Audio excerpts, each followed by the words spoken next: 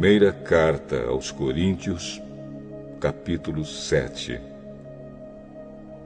Agora vou tratar dos assuntos a respeito dos quais vocês me escreveram. Vocês dizem que o homem faz bem em não casar.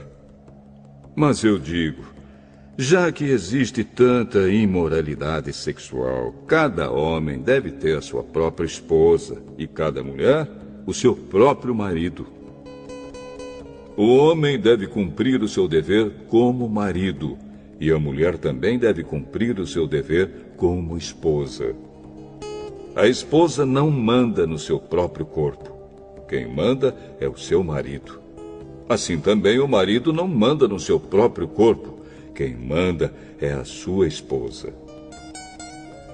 Que os dois não se neguem um ao outro, a não ser que concordem em não ter relações por algum tempo, a fim de se dedicar à oração.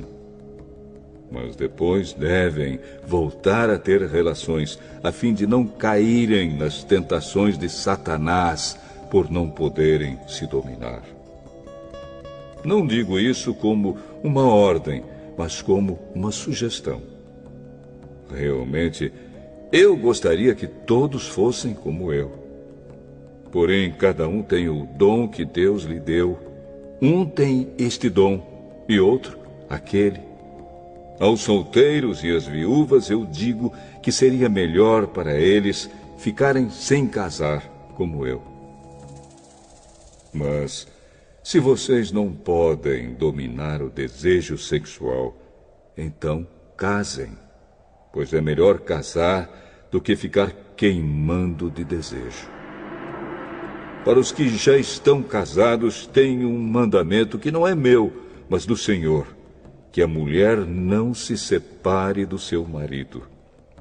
Porém, se ela se separar, que não case de novo, ou então que faça as pazes com o marido, e que o homem não se divorcie da sua esposa. Aos outros digo eu mesmo, e não o Senhor. Se um homem cristão é casado com uma mulher que não é cristã, e ela concorda em continuar vivendo com ele, que ele não se divorcie dela. E se uma mulher cristã é casada com um homem que não é cristão, e ele concorda em continuar vivendo com ela, que ela não se divorcie dele. Pois Deus aceita o homem que não é cristão por ele estar unido com a sua esposa cristã, e aceita a mulher que não é cristã por ela estar unida com o seu marido cristão. Se não fosse assim, os filhos deles não pertenceriam a Deus. Mas, sendo assim, eles pertencem. Porém, se o marido não cristão ou a esposa não cristã quiser o divórcio, então que se divorcie.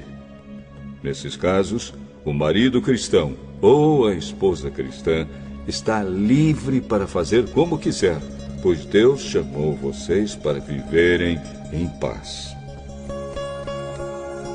Esposa cristã, como é que você pode ter certeza de que não vai salvar o seu marido? E você, marido cristão, como é que você pode ter certeza de que não vai salvar a sua esposa? Cada um deve continuar vivendo de acordo com o dom que o Senhor lhe deu e na condição em que se encontrava quando Deus o chamou. É essa a regra que eu ensino em todas as igrejas. Se um homem judeu que é circuncidado aceita o chamado de Deus, ele não deve tirar as marcas da circuncisão. E se um homem não judeu que não é circuncidado aceita o chamado de Deus, ele não deve circuncidar-se. Não faz diferença estar circuncidado ou não. O que importa é obedecer aos mandamentos de Deus. Cada um deve continuar como era quando aceitou o chamado de Deus. Você era escravo quando Deus o chamou? Não se preocupe com isso. Mas, se você pode se tornar livre, então aproveite a oportunidade. pois o escravo que foi chamado pelo Senhor é agora um homem livre que pertence ao Senhor. Assim também, o homem livre que foi chamado por Cristo é escravo de Cristo. Deus comprou vocês por um preço. Portanto, não se tornem escravos de seres humanos. Irmãos, cada um deve continuar na presença de Deus, assim como era quando Deus o chamou. Para os solteiros, eu não tenho nenhum mandamento do Senhor. Porém, dou a minha opinião como uma pessoa que, pela misericórdia do Senhor, merece confiança. Por causa dos tempos difíceis em que vivemos, eu penso que é melhor para o homem ficar como está. Você tem esposa? Então não procure se separar dela. Você é solteiro? Então não procure esposa. Porém, se você casar, não estará cometendo pecado. E se uma moça solteira casar, também não estará cometendo pecado. Mas eu gostaria de poupar vocês dos problemas de cada dia que terão na vida de casados. Irmãos, o que eu quero dizer é isto. Não nos resta muito tempo. E daqui em diante os casados devem viver como se não tivessem casado. Os que choram, como se não estivessem chorando. Os que estão rindo, como se não estivessem rindo. Os que compram, como se não fosse deles aquilo que compraram. Os que tratam das coisas deste mundo, como se não estivessem ocupados com elas. Pois este mundo, como está agora, não vai durar muito. Eu quero livrá-los de preocupações. Um solteiro se interessa pelas coisas do Senhor porque quer agradá-lo. Mas um homem casado se interessa pelas coisas deste mundo porque quer agradar a sua esposa e por isso é puxado por duas direções diferentes. Quanto às mulheres, tanto as viúvas quanto as solteiras, elas estão interessadas nas coisas do Senhor porque querem se dedicar de corpo e alma a Ele. Mas a mulher casada se interessa pelas coisas deste mundo porque quer agradar o marido. Eu estou dizendo isso porque quero ajudá-los. Não estou querendo obrigar ninguém a nada.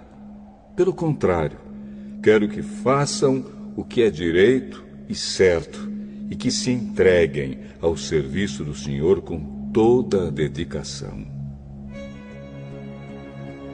Aos que ficaram noivos, mas resolveram não casar mais, eu digo o seguinte: se o rapaz sente que assim não está agindo certo com a sua noiva e acha que a sua paixão por ela ainda é muito forte e que devem casar, então que casem. Não existe pecado nisso. Mas se, pelo contrário, o rapaz não se sente na obrigação de casar, se está mesmo resolvido a ficar solteiro e se é capaz de dominar a sua vontade e já resolveu o que deve fazer, então faz bem em não casar com a moça. Assim, quem casa faz bem, mas quem não casa faz melhor ainda. A mulher não está livre enquanto seu marido estiver vivo. Caso o marido morra, ela fica livre para casar com quem quiser, contanto que case com um cristão. Porém, ela será mais feliz se ficar como está. Essa é a minha opinião. E eu acho que também tenho o Espírito de Deus.